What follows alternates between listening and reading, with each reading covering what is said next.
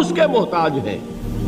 اگر یہ یقین ہے تو اللہ پر ایمان ہے، یہ نہیں ہے تو تمہارا ایمان اسباب پر ہے، وسائل پر ہے، ذرائع پر ہے، مادیات پر ہے، اللہ پر نہیں.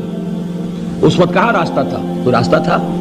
سمندر ہے اور ادھر سے لشکر آ گیا ہے. کلا ان معی ربی سیہدین. اب دیکھیے ایمان کہہ دینا آسان ہے، ہوا معکم اینما کنتم، جہاں کہیں بھی تم ہوتے ہو اللہ تمہارے ساتھ ہوتا ہے. لیکن اس کا یقین قائم ہو جائے تو زمین و آسمان کا فرق واقع ہو جائے. یہی بات ہوئی حضور کے ساتھ. غار ہے، چھپے ہوئے ہیں محمد الرسول اللہ اور آپ کے وہ یار غار ابو بکر صدیق رضی اللہ تعالی عنہ. اقبال نے حضرت ابو بکر کی شان میں چند اشعار کہے صرف، لیکن واقعہ یہ ہے کہ بھاری بھاری نظموں پر اور قصیدوں پر بھاری ہے. طویل ترین نظمیں اور قصیدے ہوں ان پر بھاری ہے. ہمت ابو بکر کی ہمت جو ہے، کشت ملت را جو ابر، جیسے بارش سے کھیتی اپجتی ہے، ابو بکر کی ہمت اور عزیمت اس امت کو اسی طرح سینچنے والی ہے.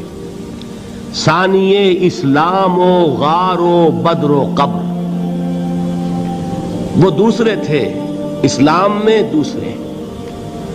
پہلے کون تھے؟ انا اول المومنین، حضور فرماتے ہیں سب سے پہلا ایمان لانے والا میں. دوسرے ابو بکر.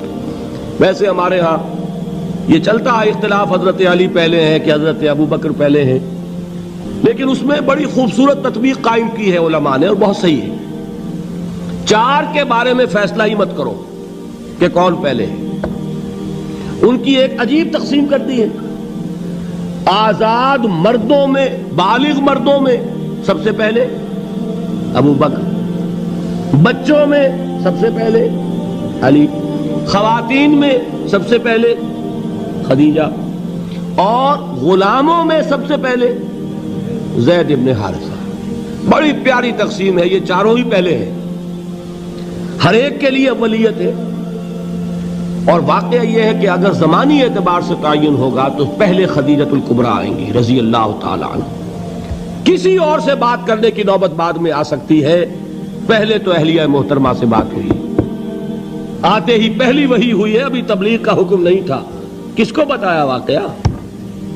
ابھی اپنی نبوت کی تبلیغ کا تو حکم ہی نہیں آیا. واقعہ کس کا ہے؟ وہ خدیجہ کا ہے. جب کہا ہے کہ خشیت علی نفسی، مجھے اپنی جان کا اندیشہ ہے، تو کیا جواب دیا خدیجہ نے رضی اللہ تعالی عنہا؟ وہ صدیقۃ الکبریٰ ہے. صدیقات جو ہیں خواتین، ان میں چوٹی پر خدیجۃ الکبریٰ ہے رضی اللہ تعالی عنہا. اور صدیق جو مرد ہیں ان میں صدیق اکبر ہے ابو بکر صدیق رضی اللہ تعالی عنہ. لیکن صدیقات میں چوٹی پر. جب حضور نے فرمایا خشیت علی نفسی، کیا فرمایا؟ کیا عرض کیا؟ کیسے تسلی دی؟ نہیں نہیں، اللہ آپ کو ضائع نہیں کرے گا. آپ غریبوں کے ہمدرد ہیں، آپ مساکین کے تکالیف رفع کرنے والے ہیں، آپ بیواؤں کی سرپرستی کرتے ہیں، آپ مسافروں کی خدمت کرتے ہیں. اللہ آپ کو ضائع نہیں کرے گا. یہ یقین ہے اس خاتون کے اندر. خیر وہ ایک علیحدہ بات ہو جائے گی. میرے دل پر حضرت خدیجہ رضی اللہ تعالیٰ عنہ کی شخصیت کا بڑا گہرا نقش ہے، جو وہ کوئی اور ہی وقت اور موقع ہوا تو بیان ہوگا. بہرحال اقبال نے ایک مصرے میں جو چار اولیتیں جمع کر دی ہیں، ہمتیں او کشت امت را چو ابر، ثانی اسلام و غار و بدر و قبر. اسلام میں حضور کے بعد پہلے کون؟ ابو بکر. غار میں حضور کے ساتھ کون؟ ابو بکر. بدر کی رات اللہ کا رسول سربسجود، وہ جھاڑ، وہ گھاس پھوس کی جو جھوپڑی بنائی گئی تھی، اور وہاں تلوار ننگی لے کر پہرا دینے والا کون؟ ابو بکر. اور اس حجرہ عائشہ میں محمد کے بعد سب سے پہلے دفن ہونے والا کون؟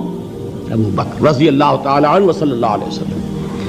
وہ جو معاملہ میں سنا رہا تھا غار ثور کا، حضرت ابو بکر بھی حضور کے خیال سے لرز گئے ہیں آپ کو یاد ہوگا کہ جا کر پہلے تمام جتنے سوراخ تھے انہیں بند کیا ہے، ایک سوراخ رہ گیا تھا جس کو بند کرنے کے لیے کوئی کپڑا نہیں تھا، وہاں اپنی ایڑی رکھی ہے، تب کہا ہے حضور سے تشریف لائیے، اور اپنے زانو پر حضور کو لٹایا ہے، اور وہاں کسی موذی جانور نے کاٹا ہے، حضور کی آنکھ لگ گئی تھی، اس وقت اس بل کے اندر جو بھی بچھو ہے کیا ہے واللہ عالم اس نے کاٹا ہے، اس کی تکلیف کی وجہ سے ابو بکر کی آنکھوں سے آنسو ٹپک گئے، حضور کے چہرے مبارک پر پڑے ہیں، تو حضور جاگے ہیں معاملہ کیا ہے، ایڑی نہیں ہٹائی وہاں سے، مبادا وہ جانور وہاں سے نکل کر محمد الرسول اللہ کو کوئی گزن پہنچا دے، ابو بکر کی ایڑی ہے، جس طرح چاہے کھا لے، ختم کر دے، جان نکل جائے تب کوئی آنچ آئے محمد پر تو آئے، لیکن جیتے جی نہیں، وہ ہے ابو بکر۔ حضور کے خیال سے اس وقت حضور نے پھر اپنا لعاب دہن لگایا ہے، اور اس سے پھر آپ کی تکلیف ختم ہوئی، جیسے خیبر میں حضرت علی کی آنکھ دکھ رہی تھی، اس کو جو شفا حاصل ہوئی ہے وہ بھی حضور کے لعاب دہن سے ہوئی۔ تو بہرحال اس وقت انہوں نے کہا ہے کہ اے نبی یا رسول اللہ، اگر اس وقت ان میں سے کسی نے غیر ارادی طور پر بھی اپنے قدموں کی طرف جھانک لیا تو پکڑے جائیں گے۔ کیا جواب تھا اللہ کے رسول کا؟ لا تحزن ان اللہ معنا، اللہ ہمارے ساتھ ہے، کیوں گھبراتے ہو ابو بکر؟ یہ ہے ایمان باللہ، میرا مالک اللہ، میرا رازق اللہ، میرا محافظ اللہ، میرا مددگار اللہ، میرا پشت پناہ اللہ، میرا دوست اللہ۔ یہ دوستی ہے اللہ کی جو لب لباب ہے، حاصل ہے ایمان کا، اسی کا نام ولایت ہے۔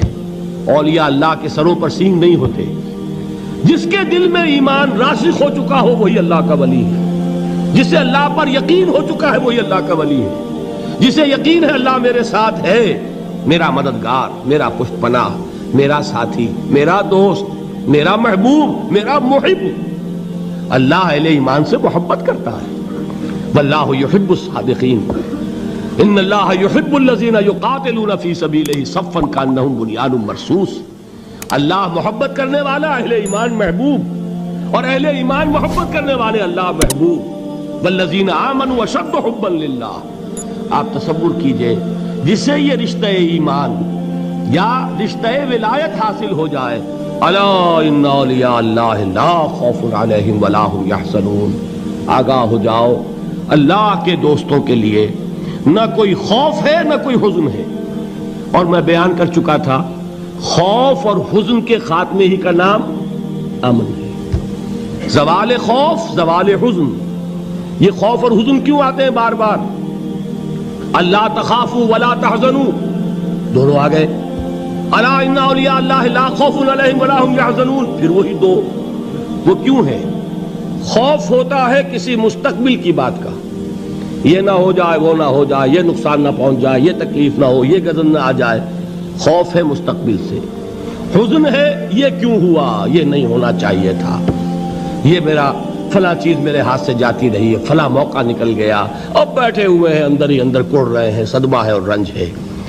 اور جو اللہ پر ایمان رکھتا ہے وہ جانتا ہے ما اصاب من مصیبت فی الارض ولا فی انفسکم الا فی کتاب من قبل ان نبرأها ان ذلک علی اللہ یسیر لکی لا تعصوا علی ما فاتکم ولا تفرحوا بما آتاکم واللہ لا یحب کل مختال فخور۔ اس زمین میں یا تمہاری جانوں میں کوئی تکلیف، کوئی مصیبت نہیں آ سکتی سوائے اس کے کہ جو اللہ نے لکھ دی ہو، اس سے پہلے کہ وہ ظاہر ہو۔ جس کو یہ حقیقت معلوم ہو گئی اس کو یہ طرز عمل اختیار کرنا چاہیے، جو چیز چھن جائے، جاتی رہے، چھوٹ جائے، اس پر افسوس نہ کرو۔ کس نے چھینی؟ دوست نے۔ دوست کے فیصلے پر شکایت، دوستی کو بٹا لگا رہے ہو، سرے تسلیم خم ہے جو مزاج یار میں آئے۔ اگر دوستی ہے تو پھر تو تمہیں گردن جھکانی چاہیے کہ ہر چہ ساقی ماریخت عین الطافست، جو بھی میرا ساقی میرے پیالے میں ڈال دے اس کا کرم ہے، جو اس کی طرف سے آئے اس پر کوئی رنج نہیں، کوئی صدمہ نہیں، کوئی غم نہیں، کوئی شکایت نہیں، کوئی شکوہ نہیں، اور جو ہوگا وہ اس کے اذن کے بغیر نہیں ہوگا، اور اس کا اذن ہوگا تو یقیناً میرے لیے خیر ہی خیر ہے، چاہے وہ ناگوار شے ہو، بظاہر مجھے اچھی نہ لگ رہی ہو، میری شارٹ سائٹڈنس میں مجھے وہ نظر آ رہی ہے کہ میرے لیے بری ہے، لیکن قرآن نے کہا ہے عسیٰ ان تکرہوا شیئا وہو خیر لکم وعسیٰ ان تحبوا شیئا وہو شر لکم واللہ یعلم وانتم لا تعلمون۔ ہو سکتا ہے تم کسی چیز کو ناپسند کرو درحال ہے کہ اسی میں تمہارا خیر ہو، اور ہو سکتا ہے تم کسی چیز کو پسند کرو درحال ہے کہ اس میں تمہارا شر ہو۔ اللہ جانتا ہے، تم نہیں جانتے۔ جب مجھے یہ بات معلوم ہو گئی، میں نے اپنا معاملہ اللہ کے حوالے کیا۔ سپردم بے تو مایا خیش را تو دانی حساب کم و بیش را۔ اے رب، جو تو چاہتا ہے وہ ہو، تیرے علم میں جو شے میرے لیے خیر ہے وہ ہو جائے، میری کوئی پسند نہیں، میری کوئی چاہت نہیں، یہ ہے راضی برضائے رب۔ اکبر الہ آبادی نے اسے کہا ہے رضائے حق پہ راضی رہ، یہ حرف آرزو کیسا، خدا خالق، خدا مالک، خدا کا حکم تو کیسا۔ جب میں آ گیا بیچ میں، میری پسند، میری مرضی، میری خواہش، میری چاہت، یہی تو شرک ہے۔ ما شاء اللہ کان وما لم یشاء لم یکن، جو اللہ نے چاہا وہ ہوا، جو اس نے نہیں چاہا نہیں ہوا، اختیار اس کا ہے، میرا تو نہیں۔ رضائے حق پہ راضی رہ، یہ حرف آرزو کیسا، خدا خالق، خدا مالک، خدا کا حکم تو کیسا۔ اقبال نے اسے کہا ہے فارسی میں، اب آپ کہیں اس کا ترجمہ بھی کرو تو وہ مجھے ذرا اس وقت کچھ بہت ہی بدذوقی کسی بات نظر آئے گی۔ جائیے پوچھئے کسی سے جسے فارسی آتی ہو۔ برو کشید ز پیچا کے ہست و بود مرا، چے اقدہا کے مقام رضا کشود مرا۔ مجھے تو تمام پیچ و خم سے نکال دیا اس مقام رضا نے، میں راضی برضائے رب ہوں، جو فیصلہ اس کا میں اس پر راضی۔ تو کہاں کا حزن اور کس کا خوف، یہی زوال حزن اور زوال خوف